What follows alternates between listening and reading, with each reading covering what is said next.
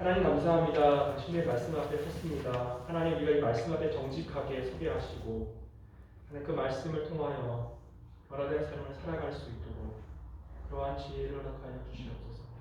예수님의 이름으로 기도하였습니다.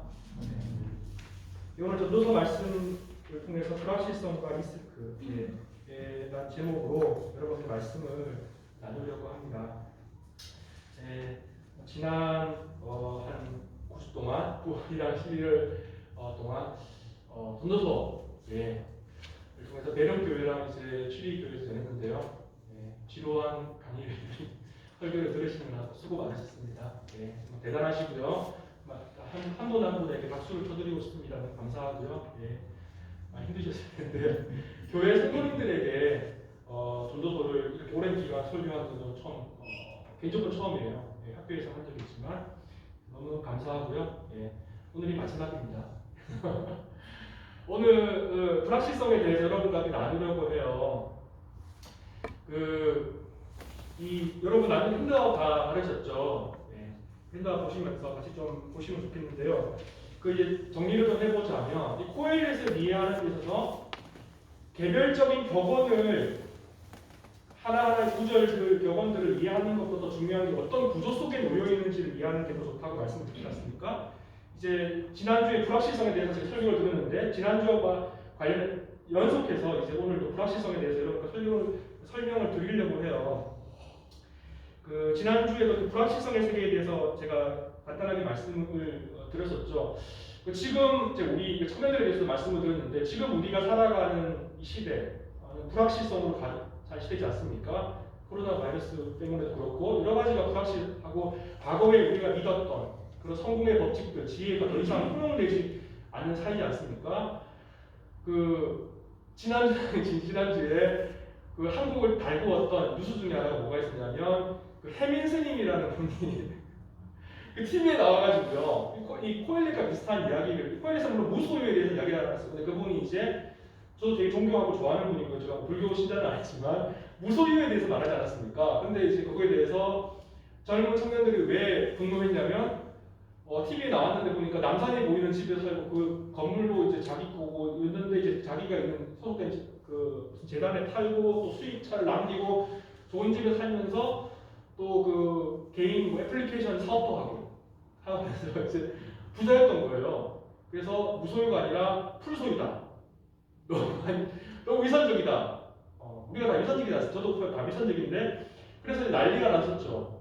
과거에는 아프니까 청춘이다 말하지 않습니까? 그러면 청년들은 이렇게 말하죠. 뭔 개소리냐고. 왜 청년이 아파야 되냐? 아파도 아프니까 청년이라는 그 말 속에 교수님은 말씀하셨는데 그분도 부자예요. 교수고 부자인데 아파도 미래가 희망이 있고 소망이 있으면은 안 아플 수 있고 아파도 괜찮죠. 참을 수 있죠. 참을 수가 있는데 한국 사회에서 아파트 한 채 마련하는 거 힘듭니다. 맞벌이에서 힘들고요. 그리고 집값이 계속 오르고 취직도 안 돼요. 그래서 지금 미국도 그렇지만 한국도 그렇고 신자본주의 이 세상에서 부모 세대보다 저도 한번 말씀드리겠지만 자식 세대가 더 가난한 세대예요. 1%의 미국 같은 경우는 1%의 경제적인 부를 소유한 사람이 99%의 부를 압도하는 상황이고요. 한국은 미국보다 더 심한 경제적인 격차를 가지고 있어요. 그런 시대, 불확실성의 시대, 또 혹은 불공정한 시대, 그리고 앞으로 미래가 어떻게 될지 알 수 없는 시대를 살아가고 있죠. 산업혁명을 통해서 산업혁명을 통해서 서구의 유럽의 많은 국가들이 산업혁명을 통해서 새로운 부를 창출하게 되고 새로운 계층을 만들어냈죠. 그래서 빈부격차가 심해짐에 따라서 사회주의 공산주의가 시작되게 됐고 혁명의 시대가 시작됐지만 자본주의는 자본주의대로 공산주의 국가는 공산주의 국가대로 체제 속에 또 다른 엘리트 계층, 부유한 계층, 가난한 계층을 만들어냈어요. 그리고 지금 많은 것들이 수정 자본주의 시대를 살아가고 있는 유럽과 한국이라 하더라도 또 다른 더 과거에 볼 수 없었던 형태의 더 극단적인 형태의 빈부의 격차가 굳어지고 있고 알게 모르게 계층화된 사회 구조가 경제적인 구조를 통해서 경제사회적인 구조를 통해서 점점점 굳어지고 있어요. 그래서 제가 아는 후배가 있는데 후배가 사는 집이 후배도 교수입니다. 교수인데 경남의 어떤 도시에 살아요. 사는데 옆 동네는 아파트예요. 자기는 아파트 다니는데 학교 가면은 아파트 있는 그 아파트 다니는 애들끼리 논다는 거예요. 그런 뭐 다 그런 건 아니겠지만 아파트 다니지 않는 애를 놀리고 그러니까 부모로서 너무 가슴이 아프대요. 왜 똑같은 학교를 다니는데 아파트 다니는 애들 아파트 다니지 않는 애를 놀리는 건가? 예. 그러니까 슬픈 모습인 거죠. 코엘렛은 정의의 문제를 다뤘다고 말씀드렸죠. 또 오늘 이 본문에는 이 불확실성이라고 하는 이 단어가 나오는 그 배경에는 뭐가 있냐면요. 무질서한 세계에 대한 관찰이 있어요. 지금 너가 살아가는 세계 그리고 내가 살아가는 세계가 질서가 깨졌다는 질서, 원칙, 질서 그것이 깨어졌기 때문에 그러한 깨어짐 때문에 세상이라고 하는 것은 더 불확실한 곳이라는 것이죠. 오늘 저는 이 말씀을 통해서 불확실한 미래, 불확실한 세계 속에서 하나님의 주권에 승복해야 한다. 다시 한번 말한다면 불확실한 미래 속에서 불확실한 세계 속에서 하나님의 주권에 승복해야 된다라는 주제로 여러분과 말씀을 나누려고 해요. 오늘 이 본문은 하나님의 주권에 승복해야 하는 하나님의 주권에 승복해야 하는 세 가지 영역에 대해서 말하고 있어요. 코엘렛은 불확실한 영역에 대해서 지금 오늘 읽었던 이 본문과 그 다음 이어진 본문을 계속해서 뭐라고 하냐면 실제적인 삶의 영역에 대해서 이야기해요. 일상에 대해서 얘기해요. 일상. 사실은 코엘렛 전부 일상에 대한 거지 않습니까? 정치에 대해서 처음 얘기해요. 정치. 코엘렛은 정치, 사회의 계층 구조가 역전된 형상을 이야기해요. 두 번째, 어떤 영역을 이야기하냐면 직업, 일상의 직업의 영역을 이야기해요. 일상의 직업 속에 불확실성을 가진 일상 직업을 이야기하고 세 번째는 뭐냐면 어리석음과 무지함이 가져오는 파멸에 대해서 이야기를 합니다. 세 번째 이 영역은 지혜와 혹은 어리석음, 우매함에 대해서 대조를 이루면서 설명을 하는 특히 언어에 대해서 설명해요. 언어. 그래서 정리해보자면 정치와 일상과 언어, 정치와 일상과 말 이 세 가지를 통해서 코엘렛은 불확실성과 리스크에 대해서 말하고 있고 세 가지 영역 속에서 우리가 하나님의 주권에 순복해야 된다라고 이야기하고 있습니다. 먼저 5절부터 7절까지 보시면 정치에 대한 부분이에요. 뭐라고 말하냐면 이렇게 말합니다. 내가 해 아래에서 한 가지 재난을 보았노니 곧 주권자에게서 나오는 선물이다. 우매한 자가 크게 좁은 지위를 얻고 부자들이 낮은 지위에 앉는구나. 잘 보세요. 성경 꼭 보시면 또 내가 보았노니 종들은 말을 타고 고관들은 종들처럼 땅에 걸어 다니는구나. 여기서 5절 마지막에 여러분 보시면 허물이라는 단어가 있지 않습니까? 이 허물이라는 단어는 쉐가가라고 하는 단어인데 그거는 허물이라고 하는 단어가 범죄가 아니에요. 범죄. 허물. 여기서 말하는 허물은 뭐 범죄, 죄 이게 아니고 이 단어는 뭐냐면 실수예요. 실수. 여기서 나오는 그러면 주권자는 권력자라든지 권력의 왕이라든지 그 사람 말하는데 권력자가 하는 실수예요. 실수. 우연이라는 겁니다. 여러분 지난주 말씀 기억하시는 분은 기억하시는 거겠죠? 모르겠지만 그러한 것들 이야기했지 않습니까? 10장에 보면 뭐라고 했습니까? 주권자가 분노를 일으켜도 함부로 그 자리를 떠나지 마라. 너 무슨 일을 당할지 모르니까 조심하라는 거죠. 바로 앞에서 뭐라고 설명했습니까? 주권자께서 함부로 행동하면 안 된다라고 말하는데 그 다음 구절에서는 주권자가 실수한다는 이야기를 해요. 우발적인 실수. 바로 인간이 당하는 화, 이 세상에 일어나는 많은 무질서, 이 세상에 일어나는 많은 모순과 부조리들이 어떠한 실수, 우발적이고 비의도적인 어떠한 상황 때문에 나타나는 무질서고 불확실성이라는 거예요. 성경 말씀에는 그런 비슷한 것들이 많지는 않지만 가끔 나오죠. 긍정적으로 부정적으로 왕이라든지 통치자들이 행하는 어떠한 실수 때문에 혹은 뭐 실수된 우발적인 우연의 사건 때문이라는 얘기 많이 나와요. 요셉을 생각해보죠. 요셉은 그런 자유인이었어요. 팔레스타인에 사는. 그런데 형들이 떼거지로 몰려가지고 애를 죽이려고 하죠. 그런데 죽이진 않고 인신매매로 팝니다. 갔는데 우연히 그 바로 왕의 신하의 군대 장관의 노예로 팔려요. 근데 잘 풀려가지고요. 하나님의 은혜로 집이 잘 풀려가지고 그 집안의 집사처럼 돼요. 집사. 그 총괄하는 그 집의 총무처럼 그 집사가 걔가 잘 나갑니다. 그런데 그 집의 보디발의 아내가 음욕을 피우고 이 요셉에게 그 막 유혹하지 않습니까? 근데 요셉이 거부했는데 가짜 뉴스를 보태가지고 자기 성폭력을 당했다고 해가지고서는 감옥 가죠. 감옥 가가지고 어떻게 됩니까? 감옥 가서 또 하나님이 형통하시는 것잘 풀려요. 잘 풀려가지고 꿈을 해석을 해가지고 그 넘버 2가 되지 않습니까? 그 바로왕이 이 애국 땅에 이집트 땅에 그 총리로 세웁니다. 노예에서 우발적인 그런 권력 있는 사람들의 장단에 의해서 감옥에 갔지만 결국에는 총리가 되죠. 그리고 그 일을 통해서 어떠한 결과가 발생합니까? 나라를 구하죠. 빈곤이라고 하는 빈곤과 그 뭡니까 그 가뭄 엄청난 가뭄으로부터 나라를 구하지 않습니까? 근데 그것은 또 야곱 팔레스타인에 살고 있었던 야곱과 그 가정을 구해요. 또 무슨 일이 있냐면 사울은 의도했는지 안 했는지 모르지만 사울은 왕으로서요 불법적인 제사를 드려요. 그리고 충동적으로 다윗을 죽이려고 해요. 그래서 다윗이 그러한 우연이라고 하는 그 실수의 연속을 통해서 다윗은 왕이 되죠. 다윗은 어떻습니까? 충동적으로 어떤 여성을 보게 되고 음욕을 품고 살인을 행하게 되고요. 여성을 데리고 와가지고 간음하게 되고요. 그 여성과 결혼하게 되죠. 그 일을 통해서 하나님이 어떠한 징벌을 드리냐면 다윗의 가게에서 피가 끊이지가 않아요. 솔로몬은 어떻습니까? 솔로몬은 이방 여인과 끊임없이 혼인했죠. 그래서 어떤 결과가 있었습니까? 국가가 반으로 끊어졌어요. 권력자들의 실수를 통해서 엄청난 파급 효과가 그 시대에 그 나라와 그 땅에 일어난다는 것을 구약 성경은 우리에게 말해줘요. 따라서 현재 사건들은 우리가 물론 사사기를 읽거나 아니면 신명기, 열왕기 상하를 읽게 되면은 왕들이 하나님의 율법의 말씀을 지키지 않았기 때문에 심판으로서 하나님이 주시는 심판으로서 그 나라가 그 엄청난 혼돈 속에 일어나는 것을 보게 돼요. 그런데 여기서 코헬렛이 말하는 건 그런 게 아니에요. 실수라는 게 실수. 우연한 일들. 우연하게 어떠한 일이 일어나는 것.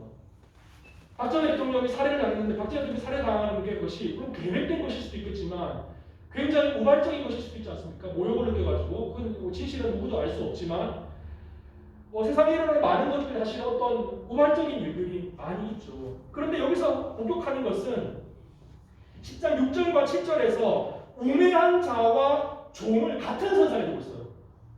어리석은 자들과 종, 그리고 지혜 있는 사람들 혹은 부자들, 고관들과 반대로 두면서 그 당시에 코헬렛이 살던 3세기라고 생각해 본다면 3세기에 사회 지도계층들은 고대 사회에서는요 많이 소유한 사람이 많이 교육받을 수 있어요.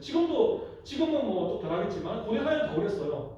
왜냐면 고대 사회는 학교도 없고 아무것도 없는데 엄마 아빠가 돈이 많고 권력이 있는 사람들만 자녀를 가르칠 수도 있었어요. 네? 개인 교사를 채용해가지고 가르친다거나 아니면 왕궁이라든지 성전에서 가르칠 수가 있었는데 그래서 가진 사람들은 배운 사람들이고 교육받은 엘리트 계층들이에요. 그러면은 뭐라고 말합니까? 10절에 아까 읽었던 부분을 다시 한번 보시면 우매한 자가 크게 높은 지위를 얻고 부자들이 낮은 지위에 앉지 않습니까? 계층 구조가 역전된 형상들을 보게 돼요. 정확하게 3세기 어떤 상황인지는 우리는 다른 알 수는 없지만 그 당시에 셀레우쿠스 역사를 잠깐 하자면 시간이 없지만 셀레우쿠스 알렉산더가 죽은 이후에 디아도코이라는 걸 통해서 그 국가가 막 나눠지지 않습니까? 그다음에 이제 셀레우쿠스라고 하는 그 제국은 바벨론이라고 하는 그 땅, 그 팔레스타인 근거로 하는 동쪽 지역에 셀레우쿠스가 있었고 이집트 땅에는 그 프톨레마이오스 제국이 있었어요. 머리에 경기가 막 일어나죠. 그래서 이 팔레스타인이라는 조그만 땅은 이 거대한 두 개의 제국 사이에 끼어 있었어요. 끼어서.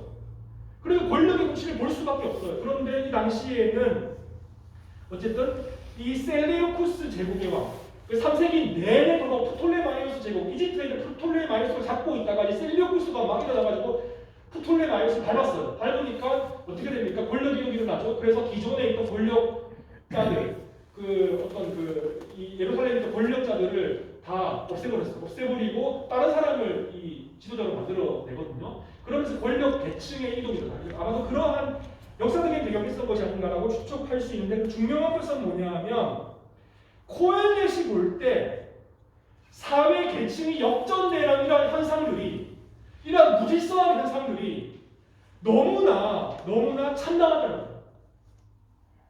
지혜 있는 사람들이 지혜 없는 것처럼 짓밟히고 그렇다고 가난한 사람들이 통치계층에 오르는 것이 잘못된 건 아니에요. 그런데 코엘렛의 눈에 볼 때는 어떤 제국을 통해서라든지 어떤 것을 통해서든지 기존의 질서에 어떤 체제들이 무너짐으로써 정의가 훼손되어지는 그러한 사회 시스템, 그러한 사회 시스템을 통한 불확실성을 이야기하고 있어요. 내가 믿었던 제국, 내가 믿었던 정치 질서, 이것이 일순간에 무너질 수 있다는 것이죠. 어떤 사람은 프톨레마이오스 제국이 계속해서 갈 줄로 생각했겠죠. 그러나 어느 순간 2세기가 되면서 셀레우코스 제국이 일어나죠. 셀레우코스가 영원합니까? 로마가 일어나게 되지 않습니까? 1세기 오면서 예수님 시대에 오면서. 그래서 정치 영역도 불확실하다. 그러면 일상의 리스크, 일상에 대해서 보기를 원합니다. 그 다음 두 번째로 일상의 영역을 한번 보죠. 8절부터 11절은 대단히 복잡해요. 간단하게 보이는데 복잡합니다.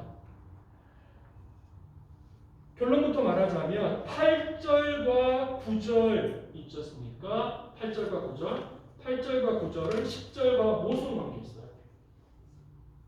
그 다음에 10절과 11절도 모순 관계 있어요. 그러니까 A가 있고 B가 있고 C가 있는데 A와 B와 C가 다 모순이라는 거예요. 왜 그러냐? 8절부터 9절에는 네 가지의 직업군에 대해서 설명합니다. 길게 설명할 수 있죠. 간단하게 설명하면은 함정을 파는 자. 이 함정을 판다는 의미는 사냥꾼을 말해요. 여러분이 사냥꾼이라고 생각해보세요. 사냥꾼. 여러분이 숲속에 사냥하려고 땅 팠어요. 몇 군데. 근데 깜빡하고 땅을 팠는데 거기 빠졌어요. 아무도 몰라. 팠는지 모르고 나만 아는데 아무도 구해줄 사람이 없어요. 두 번째, 담을 허는 자는 대백에 물린다. 건축하는 사람이라든지 성을 소유한 사람이라든지 집이 있는 사람, 여러분도 그 가드닝도 하고 여러분 집 하지 않습니까? 딱 가드닝하고 하는데 갑자기 뱀이 나왔어요. 뱀이 여러분 물었어요. 아니면 가드닝만 하다가 도끼질을 막 하다가 여러분 발등 찍었어요. 그런 상황을 이야기하는 거예요. 이거 건축하는 사람이 될 수도 있겠고요. 뭐 일반적인 가드닝 할 수 생각할 수도 있겠지만 이 담을 허는 자, 어떤 건축과 관련된 상황을 이야기하고 있어요. 건축과. 세 번째는 뭐냐면 세 번째와 네 번째는 돌을 떠내는 사람. 그리고는 그런 말 하는 것이고 나무를 주는 뭐라고 합니까? 채석자, 채석하는 사람. 돌을 채석하는 사람. 그리고 목수지 않습니까? 그 다음에 목수.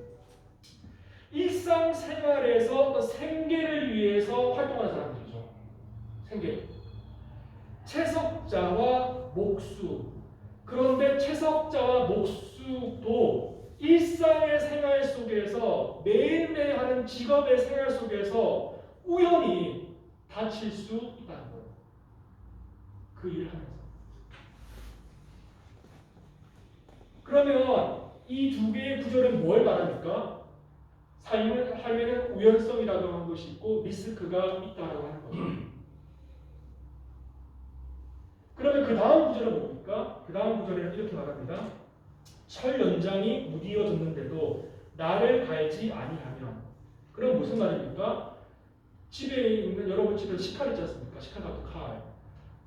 무뎌진 칼은 고기 잘 무절하잖아요. 그래서 저희 집은 어떻게 하냐면요.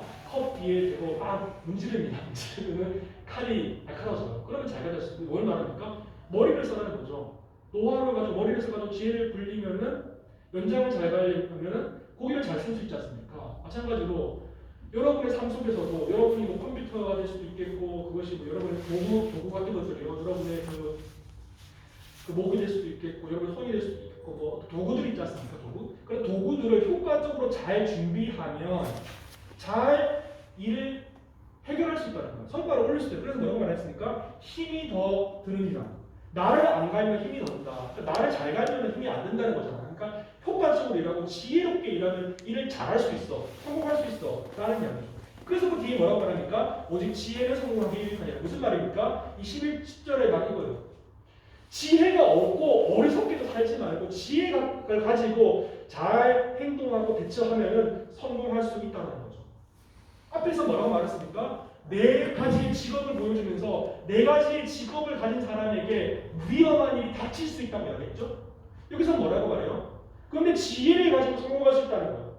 근데 앞에 있는 사람 네 개의 직업을 가진 사람도 그런 지혜와 전문적인 프로페셔널한 지식을 가진 사람들이에요. 그것이 없는 사람들이 아니에요. 그러니까 첫 번째 진술과 두 번째 진술이 모순되죠. 두 번째 진술은 지혜를 가지고 성공하기 유익하다고 했는데 첫 번째는 그런 전문적인 지식을 가지고 있는 사람임에도 불구하고 안 좋은 일이 일어날 수 있는 것이죠. 그 다음에 11절은 사실은 이야기하려면 되게 한 20-30분 이야기해야 되는데 간단하게 이야기하면 주술을 베풀기 전에 뱀에게 물렸으면 술비도 소용이 없다. 도대체 이게 뭔 말이냐? 이 히브리어 단어를 직역하면요, 만약 주술에 걸리지 않은 상태의 뱀이 문다면, 만약 주술에 걸리지 않은 상태의 뱀이 문다면, 고대 팔레스타인뿐만 아니고 고대 이 중동 지역의 주술가들, 기도문을 막 외우고요, 동물을 제어하고, 그리고 어떤 이 주술하는 사람들, 동물을 부리는 사람들, 또 별을 보고 이제 관측하고 하셨습니까? 고대 사회에는 과학 이런 게 없었죠. 그런 것들이 과학이었어요. 그래서 인간의 운명을 점을 치고요. 그 점이 뭐 종교적인 그런 것뿐만 아니고 과학과 일상이었어요. 고대 사회에서는요. 어쨌든 이 주술하는 사람들은 전문 직업인들이었고 배운 사람들이고 엘리트들이었어요. 기도문에 정통한 사람들이었고 일반인들이 없는 전문적인 지식을 가진 사람들이었어요. 그래서 이 뱀을 부리죠. 뱀을 컨트롤하죠. 그럼 여기서 주술에 걸리지 않은 상태의 뱀은 뭐냐? 그런 주술에 걸리지 않은 뱀 종류가 있다는 말이 아니에요. 또 이 말을 오해하면 안 되는 게, 이 지혜가 있으면 이 뱀을 잘 통제할 수 있으니까 지혜가 좋은 거야라는 말이 아니에요. 너가 지혜가 없기 때문에 뱀을 잘 통제하지 못했으니까 야 지혜를 가라 이 말이 아니에요. 그러니까 여기서 말하는 것은 무엇을 의미하는 거냐면은, 너가 최고의 전문적인 지식을 가지고 있는 뱀을 다스리는 주술사라고 하더라도, 너가 10년, 20년, 30년, 40년 뱀을 통제하고 잘 다뤘다 하더라도, 너가 실수한 것이 아무것도 없다고 하더라도, 이 순간에 뱀이 주술이 풀리든 뱀이 돌았던 아니면 뭐 뱀이 어떤 환경에 놓였든 너를 물어서 너가 죽을 수 있으니 조심하라. 제가 이 구절에 제가 좋아하는 구절 중에 하나인데, 이 구절을 꼭 이야기하는 예화가 있습니다. 여러분, 나의 핸드아웃을 제가 적어놨는데,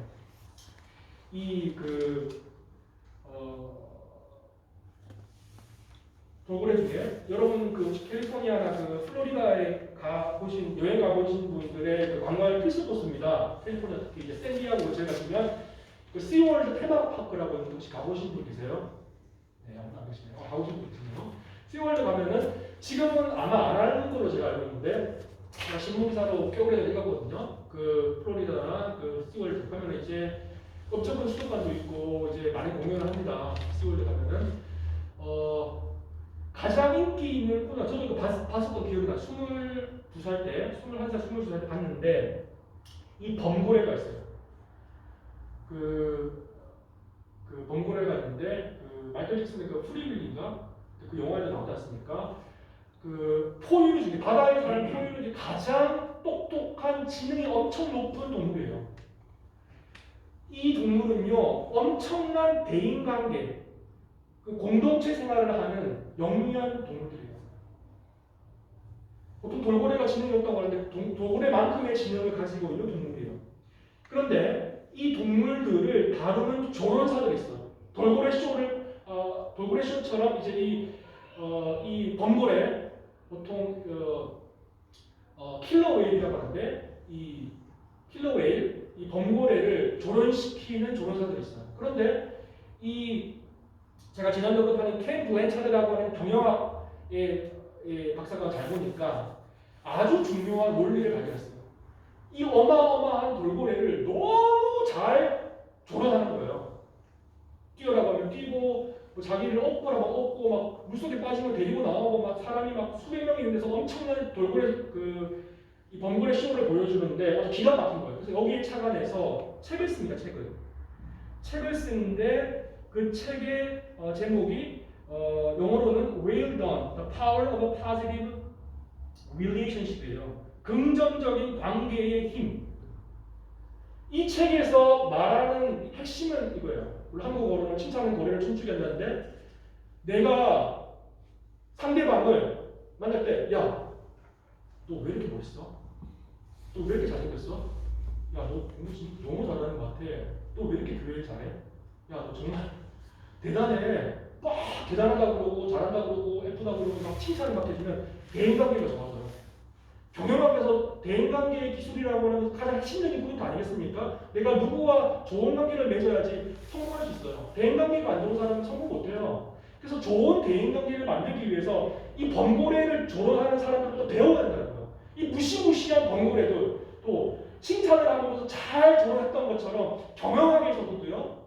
내가 상대방과 좋은 대인관계를 맺는 게 중요한데 거기 핵심 포인트는 뭐냐면 칭찬이래요. 칭찬. 계속 칭찬해주면 계속 나쁜 말은 절대 하지 말고 계속 칭찬을 해주면 좋은 관계를 가지게 되고 결국에는 성공할 수 있다. 그런데 한 다큐멘터리에서는 이 범고래가 얼마나 극심한 스트레스를 받으면서 얼마나 그 열악한 환경 속에서 키워지면서 결국에는 이 힐리쿰이라고 하는 범고래가 조련사를 물어서 죽였어요.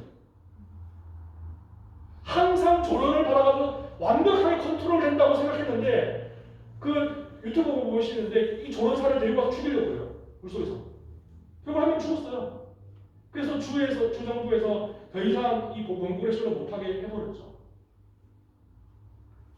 무슨 말입니까? 칭찬의 기술이라고 하는 것, 케네스 블랜차드가 말하는 칭찬의 기술이라고 하는 것이 통하지 않을 때가 있다는 거예요. 왜 그럴까요? 그것은 우연성이 있기 때문에 그런 것이죠. 불확실성이 있기 때문에 그것이죠. 항상 늘 언제나 칭찬해 준다고 해서요. 대인관계가 좋아지진 않아요. 그래서 정리해 보자면 여기서는 일상의 위험성에 대해서 말하고 있다고 하는 거죠. 지금 봤던 구문들 전체 속에서는요. 그 다음에 마지막으로 언어입니다. 언어. 12절부터 읽어보면 지혜자의 입의 말들은 은혜로우나 우매자의 입술들은 자기를 삼키나니. 여기서 잘 보세요. 삼킨다는 표현이 있지 않습니까? 직역하면 먹어치운다는 표현이에요. 지혜자와 우매자를 대조해서 설명하고 있죠. 지혜와 우매. 여기서도 모순이 발생해요. 그의 입의 말들의 시작은 우매예요. 그의 입의 결말들은 신이 미친 것입니다.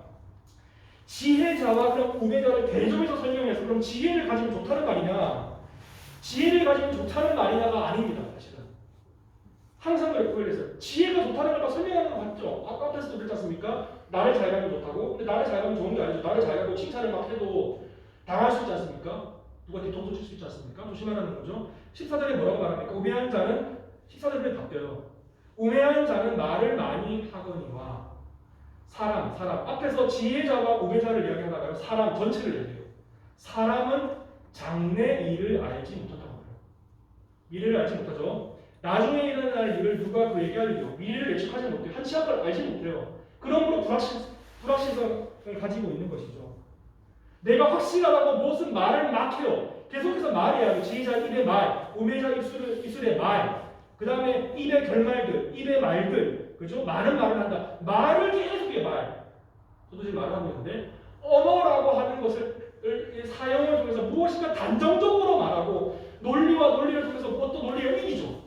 어떤 논리와 논리의 그 논쟁을 어떤 논리는 지고 어떤 논리는 이깁니다. 그런데 중요한 것은 이게 맞다 저게 맞다 그런 많은 논리와 말이 있는데 인간이라고 하는 존재는 그렇게 무언가 장담할 수 있는 것처럼 뭔가 미래를 예측할 수 있는 것처럼 말한다 하더라도 한 치 앞을 내다보지 못하는 것이 인간이라는 거예요. 내가 무슨 말하고 이 말하고 저 말하고 앞에서 소음에 대한 얘기를 하지 않습니까? 그런 많은 말들이 사실은 그 다음 15절에 뭐라고 합니까? 미래를 예측할 수 없는 것이고 15절에는 우매한 자들의 수고는 자신을 피곤하게 할 뿐이라 그들은 성읍에 들어갈 줄도 알지 못함이니라. 언어에 대한 이야기를 하다가 마지막에는요. 그러한 행위들이 피곤하게 할 뿐이고 성읍에 들어갈 줄도 알지 못한다. 그런 성읍에 들어갈 줄도 알지 못하는 이건 뭐냐? 이건 또 복잡하게 설명할 수 있게 마치면 간단하게 설명하면 난 놓고 기억자도 모른다는 거예요. 난 놓고 기억자도. 낯이 있으면 보고 기억자인 줄 알지 않습니까? 난 놓고도 기억자를 모른다는 멍청하다는 거죠. 마찬가지로 성읍에 들어갈 줄도 알지 못한다는 이 말은 엄청난 멍청한 어리석다. 피곤하게 할 뿐이다. 이게 설명할게 간단하게 다시 한번 설명하면은 성공, 엄청나게 많은 말을 하지만 성공 혹은 임무 완수를 의미하는 것을 의미하고 있어요. 노동을 많이 하지만 원하는 목적을 이루지 못해요. 내가 30년, 40년, 50년 동안 열심히 벌어가지고 강남에 100평짜리 아파트를 샀어요. 근데 죽기 전에 가만히 생각해보니까 20대, 30대 때 내가 너무 좋아했던 여자가 있었어요. 근데 그 여자를 내가 일한다고 못 잡은 게 너무 가슴에 사무쳐요. 옆에 끄덕끄덕거리지 그랬는데 내가 원했던 것은 사랑이었는데 그 사랑하는 사람을 못 쳤어. 내가 40년, 50년 동안 내가 이 기껏해야 내가 타워팰리스를 얻으려고 이렇게 노력했다면서 후회를 하는 그 눈물. 물론 적절한 내용은 아니에요. 대화는. 근데 비유적으로 말하자면 그렇게 하는 거예요. 정말로 내가 원했던 것이 더 많은 평수의 아파트인가? 내가 정말로 원했던 것이 현대자동차가 아니고 볼보였던가? 내가 정말로 원했던 것이 내 자식이 하버드 가고 옥스퍼드 가는 거 이런 거였던가?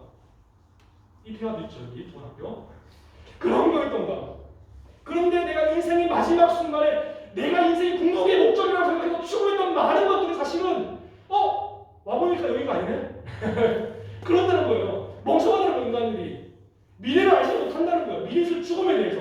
미래에 어떤 일이 펼칠지 모르고 그것이 정말로 인생이 나에게 어떤 의미인지 모르는 상태에서 노동을 하고 있다는 거예요. 그래서 코엘리에서 뭐라고 합니까? 그들은 성읍에 들어갈 줄도 알지 못한다. 인간의 궁극의 목적지를 모른 채 또 돌아가는 것. 뭡니까? 유령이죠, 유령. 그러한 괴를 뭐라고 말하냐면 유령선이라고 해요. 말씀을 맺으려고 해요. 오늘 이 본문을 통해서 세 가지를 정리할 수가 있어요. 첫 번째는 인생에 있어서는 불확실성의 요소가 있다는 겁니다. 두 번째라고 하면 삶의 리스크를 완벽하게 제거할 수 있는 정답이 있다고 믿는 것은 호상이라는 거예요. 삶 속에 있는 리스크, 위험 요소를 제거할 수 있다. 그런 내가 완벽하게 없이 잘 살 수 있다고 믿는 것은 호상이라는 호상. 세 번째는 뭡니까?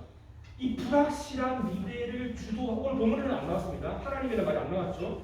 하나님이라는 것을 인정해요. 그것이 코엘렛의 메시지예요.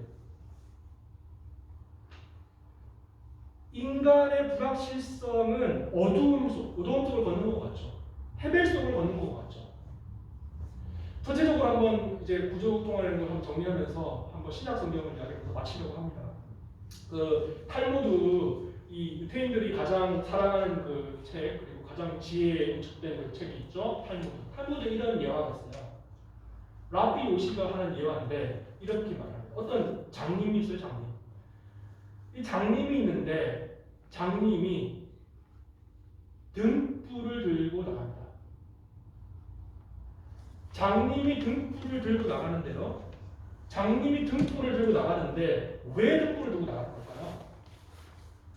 여러분이 가는데 아무것도 없어요. 장님이라고. 아무것도 안 보이는 분명히 장님인데 밤에 깜깜한 밤에 가는데 등불 들고 가요. 여러분은 어떤 생각을 하겠습니까? 아니 멍청한 거. 어차피 앞도 안 보이는데 그냥 가지 라고 생각하죠. 라비 오시는 말, 그 사람이 등불을 가는 목적이 있어요. 자기가 앞을 보기 위해서 등불을 들고 가는 게 아니에요. 다른 사람이 보라고. 다른 사람이 어두움 속에, 깜깜한 어둠 속에 걸어올 때 앞이 보이지 않기 때문에 어두움 속에서 다른 상대방이 길을 잘 보고 걸어오라고 등불을 갖고 가는 거죠. 다른 사람을 위한 거예요. 또 누구를 위한 거예요? 자기를 위한 거예요. 상대방이 등불을 든 자기를 보고 조심하겠죠. 그리고 조심하라고 말해줄 수도 있겠죠. 등불은 자기 자신만을 위한 게 아니고 다른 사람을 위한 것이고 결국엔 그것이 자기를 위한 거야. 랍비오시의 이 말은, 이 예화는 아주 많은 것을 우리에게 전달해줘요. 요한복음 9장에는 두 종류의 눈먼 사람이 나와요. 어두운 곳을 걸어가는 사람이 나와요. 38년 동안 태어나면서부터 앞을 보지 못하는 사람이 있죠. 그런 눈이 멀었는데 눈이 떠서 세상의 빛을 봐요. 그리고 이 요한복음 9장에서 제일 많이 나오는 단어 중에 하나가 뭐냐면 보다라고 합니다. 무엇인가를 봅니다. 그런데 보다라고 하는 그 의미는 믿는다라는 의미예요. 38년 동안 아무것도 모르고 탁 눈을 떠서 세상을 봐요. 그리고 예수님을 믿습니다. 예수님을 주라고 고백해요. 그런데 바리새인들은 눈을 떠서 보고 있어요. 토라를 들어서 성경을 봐요. 맨날 연구하는 사람이 맨날 하는 게 뭐 토라 보고 연구하고 가르치는 것밖에 없지 않습니까? 눈을 떠서 연구하는 사람들이죠. 그런데 예수님이 9장 마지막에 뭐라고 말하냐면 너가 눈을 떠서 있으면 너는 문제가 있는 것이고 너는 죄가 있는 것이고 너가 눈을 감고 있었으면 괜찮다. 그건 무슨 말입니까? 그거는 너네들은 눈을 떠가지고 성경 맨날 연구하고 성경 맨날 가르치고 있으면서도 내가 너 앞에 있는데 나는 그 비역자가 뭐냐? 그것은 마음의 믿음을 이야기하는 거죠. 마음의 믿음의 상태가 그리스도를 보지 못하고 그리스도를 믿지 못한다는 거예요. 지난 9주 동안 그 코엘리스를 이런 거 나누면서 마지막으로 이런 이야기 이런 거 나누면서 끝내려고요. 불확실성에서 그럼 어떻게 하라는 이야기냐? 어떻게 살아가라는 이야기냐? 물론 코엘리스는 안 나와요. 아무데도 없어요. 그 이야기는 안 나옵니다. 그런데 중요한 것은 뭐냐면 불확실성에서 살아간다는 것을 깨달아가는 거예요. 지금 네가 살아가는 시대가 너가 살아가는 이 세상이라고 하는 것이 2000년 전이나 2000년 후나 언제라도 예측할 수 없는 곳에 걸어가고 있다. 그리고 그 헤벨이라고 하는 공간에 있다라고 깨닫는 것. 그리고 그 안개를 걷어내는 거예요. 로마서는 뭐라고 말합니까? 아까도 제가 읽었었는데 바로 불확실성 속에서 빛이신 그리스도를 믿으라고 해요. 확실한 것은 그리스도밖에 없다는 것이에요. 코엘렛이 신약 성경을 통해서 우리에게 비추어주는, 우리에게 말해주는 최후의 메시지는 그거예요. 불확실성 속에서 너의 지혜를 포기하라. 너가 믿고 있는, 너가 절대적이라고 믿고 있는 그거를 포기하고 빛 대신 그리스도를 믿어라는 것입니다. 함께 기도하겠습니다. 여러분